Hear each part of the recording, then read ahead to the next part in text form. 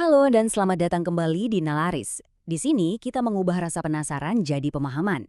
Nah, hari ini kita bakal menyelami sebuah anomali yang, jujur aja, bikin banyak ilmuwan garuk-garuk kepala. Kita ngomongin tahun 2025.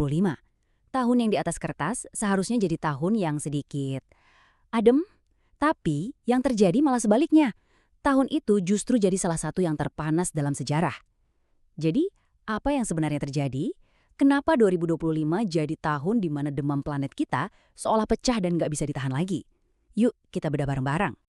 Oke, kita mulai dari angka yang jadi pusat perhatian. 1,75 derajat Celcius. Kedengarannya mungkin nggak seberapa ya, tapi angka ini luar biasa penting.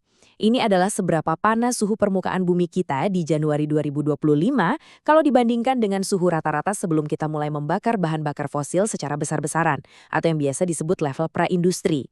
Angka ini bukan sekedar statistik, teman-teman. Ini adalah rekor. Rekor yang menjadikan Januari 2025 sebagai bulan Januari terpanas yang pernah tercatat. Dan ini bukan kejadian satu kali, tapi kelanjutan dari serangkaian rekor panas yang terus terang bikin cemas. Nah, disinilah letak misterinya. Keanehannya, rekor panas ini muncul di saat yang paling gak terduga. Waktu itu planet kita sedang dalam fase La Niña. Coba bayangkan, La Niña ini kayak sistem pendingin alami bumi atau katakanlah rem darurat untuk pemanasan global. Seharusnya suhu jadi sedikit lebih adem, laju pemanasannya melambat. Tapi yang terjadi, remnya seolah-olah blong. Planet kita tetap tancap gas, makin panas. Ini yang bikin para ilmuwan bertanya-tanya.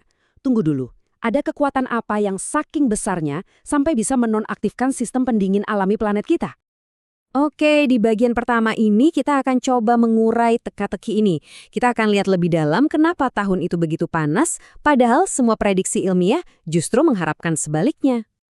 Oke, biar kita semua sepaham, kita perlu kenalan dulu sama dua aktor utama dalam drama iklim ini, El Niño dan La Niña. Gampangnya gini, keduanya adalah bagian dari siklus alami di Samudra Pasifik yang disebut ENSO.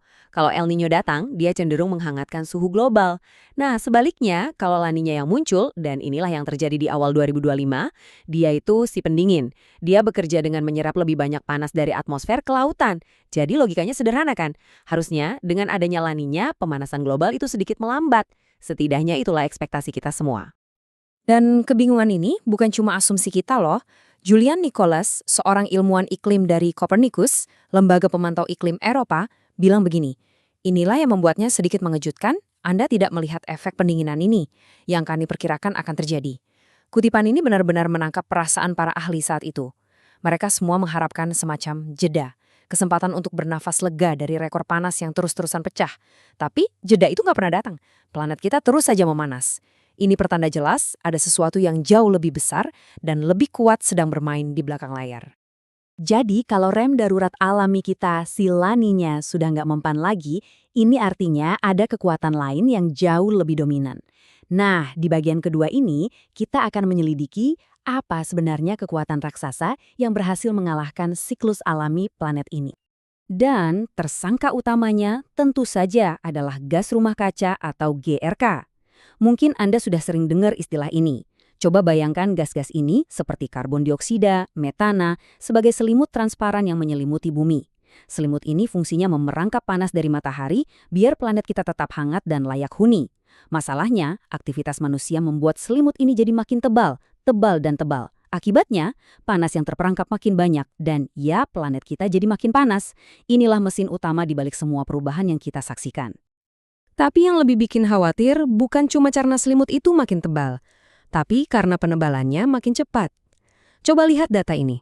Rata-rata dalam satu dekade terakhir, konsentrasi CO2 di atmosfer kita nambah sekitar 2,57 ppm atau parts per million setiap tahunnya. Tapi, dari tahun 2023 ke 2024, lonjakannya mencapai rekor baru, 3,5 ppm. Ini artinya, kita bukan cuma terus menambah ketebalan selimut, tapi kita menambahkannya dengan kecepatan yang belum pernah terjadi sebelumnya. Ibaratnya, kita nggak cuma menginjak gas, tapi kita menginjaknya lebih dalam lagi. Lalu, pertanyaan berikutnya, kemana perginya sebuah panas ekstra yang terperangkap ini? Jawabannya ada di bawah kita, lautan. Lebih dari 90% panas berlebih yang dihasilkan oleh emisi kita diserap oleh lautan. Lautan kita ini ibarat spons panas raksasa yang dengan sabar menyerap demam planet ini selama puluhan tahun. Coba bayangkan, Tanpa lautan, suhu di daratan tempat kita tinggal sekarang ini bakal jauh lebih panas. Tapi setiap spons punya batas, dan sepertinya spons kita sudah mulai jenuh.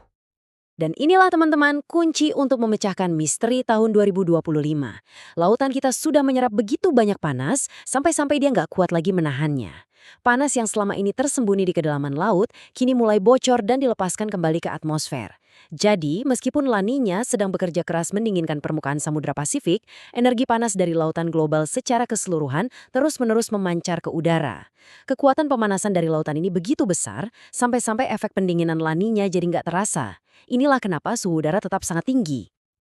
Panas di lautan ini punya dua akibat langsung. Pertama, air yang lebih hangat itu memuai, butuh ruang lebih besar, ini namanya ekspansi termal. Kedua, panas ini mempercepat pencairan es di kutub.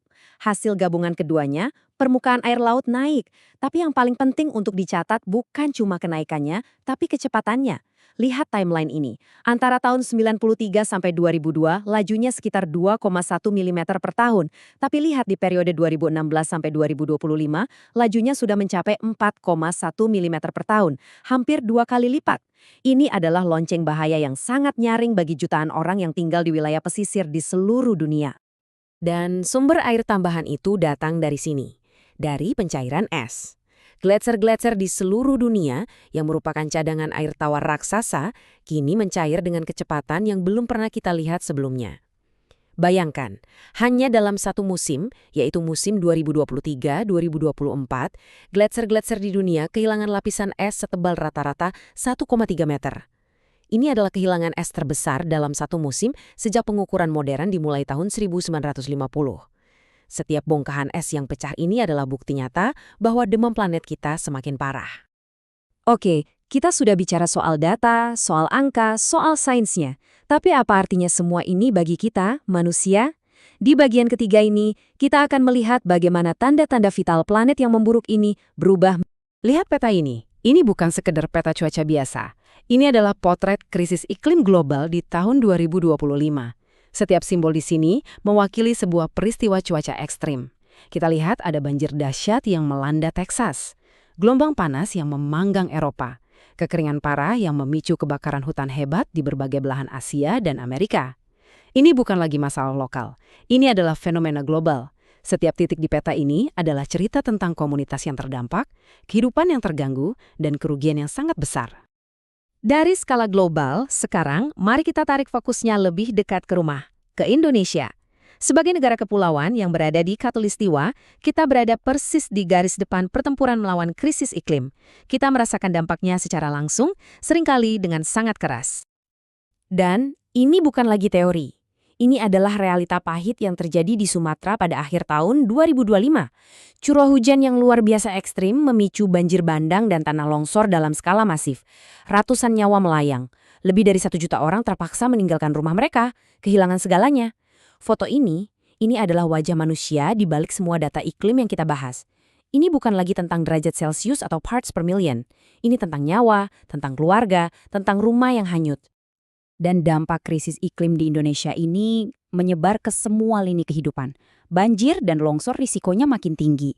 Para petani kita pusing 7 keliling karena musim tanam dan panen jadi nggak bisa diprediksi lagi, merusak hasil pertanian. Komunitas-komunitas di pesisir hidup dalam kecemasan karena ancaman kenaikan permukaan air laut itu nyata. Bahkan, anomali suhu yang aneh ini menurut laporan memicu peningkatan kasus flu dan infeksi pernafasan. Kalau dihitung-hitung, kerugian ekonomi dan sosial akibat kerusakan infrastruktur dan pengungsian ini jumlahnya luar biasa besar. Dan disinilah kita menghadapi sebuah paradoks yang kejam dari perubahan iklim. Di satu waktu, kita bisa kebanjiran, terancam oleh terlalu banyak air, baik dari curah hujan ekstrim maupun dari laut yang makin tinggi. Tapi di waktu lain, di tempat lain, kita bisa menghadapi kekeringan yang berkepanjangan, di mana tanah retak dan panen gagal total. Iklim kita seperti berayun liar dari satu titik ekstrim ke titik ekstrim lainnya, membuat hidup jadi semakin sulit dan tidak pasti. Setelah melihat semua ini, apa pelajaran yang bisa kita petik dari tahun 2025 yang penuh gejolak itu? Dan yang lebih penting, apa yang harus kita lakukan untuk melangkah ke depan? Kesimpulan dari tahun 2025 terus terang sangat jelas dan sedikit menakutkan. Kita sepertinya telah melewati sebuah titik kritis. Sinyal pemanasan jangka panjang yang disebabkan oleh aktivitas manusia kini sudah begitu kuat, begitu dominan, sampai-sampai siklus pendinginan alami seperti La Niña pun tak mampu lagi membendungnya. Pemanasan jangka panjang ini sudah mengalahkan fluktuasi jangka pendek. Ini artinya kita sudah memasuki babak baru dari krisis iklim, sebuah fase yang lebih berbahaya dan lebih sulit diprediksi. Lantas, apa kita harus pasrah? Tentu tidak. Jawabannya terletak pada respons dua jalur yang harus kita jalankan serentak. Jalur pertama adalah adaptasi. Artinya kita harus siap menghadapi dampak yang sudah tidak bisa dihindari. Caranya dengan membangun ketahanan, misalnya lewat sistem peringatan dini bencana yang lebih baik. Kabar baiknya, sistem ini sekarang sudah mencakup lebih banyak negara daripada sebelumnya. Jalur kedua, dan ini yang paling krusial, adalah mitigasi. Artinya, kita harus menghentikan sumber masalahnya, emisi gas rumah kaca. Caranya dengan mempercepat transisi ke energi terbarukan. Dan di sini ada sedikit harapan lagi. Kapasitas energi terbarukan global di tahun 2024 menunjukkan pertumbuhan tahunan terkuat yang pernah ada. Kedua jalur ini, adaptasi dan mitigasi, harus kita kebut sekarang juga. Ya, pada akhirnya jantung dari upaya mitigasi ini adalah transisi energi. Mengganti ketergantungan kita pada bahan bakar fosil yang kotor dengan energi bersih seperti surya dan angin adalah satu-satunya jalan keluar jangka panjang yang kita punya. Setiap panel surya yang terpasang, setiap turbin angin yang berputar, itu adalah simbol harapan. Pertumbuhannya memang ada dan menggembirakan, tapi tantangan terbesarnya sekarang adalah skala dan kecepatan. Dan ini membawa kita ke pertanyaan penutup yang paling penting. Tanda-tanda vital planet kita sudah menunjukkan lampu merah, kondisi darurat. Kita sebenarnya tahu apa solusinya, kita bahkan sudah mulai mengambil langkah-langkah ke arah yang benar. Tapi saat kita melihat krisis ini yang terus berakselerasi, pertanyaan besarnya tetap menggantung di udara. Apakah kita bertindak cukup cepat? Terima kasih sudah menyimak kupasan ini bersama Nalaris. Semoga setelah ini kita semua jadi lebih paham kenapa tahun 2025 menjadi momen yang begitu krusial dalam perjalanan iklim planet kita. Kalau Anda merasa pembahasan ini bermanfaat, jangan lupa untuk klik suka dan berlangganan, supaya kita bisa terus bersama-sama mengubah rasa penasaran menjadi pemahaman. Sampai jumpa di pembahasan mendalam berikutnya.